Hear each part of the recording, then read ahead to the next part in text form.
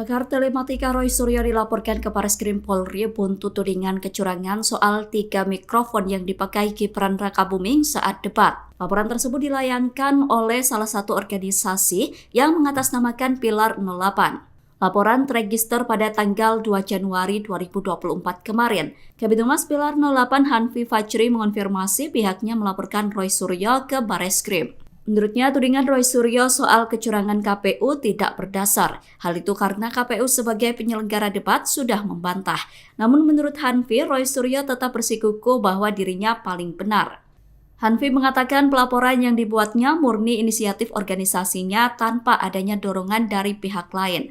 Hanfi menilai pernyataan Roy Suryo berpotensi menimbulkan konflik hingga memprovokasi menjelang pesta demokrasi digelar.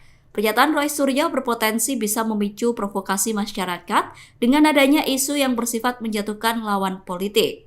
Hanfi berkata jika tidak mendukung salah satu paslon maka tidak perlu menyebarkan berita bohong seperti yang dilakukan Roy Suryo.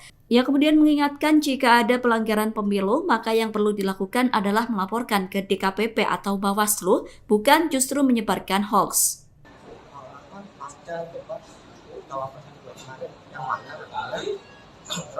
Roy Suryo tersebut menyatakan bahwa adanya kecurangan, padahal semua sudah dibantu sama produk.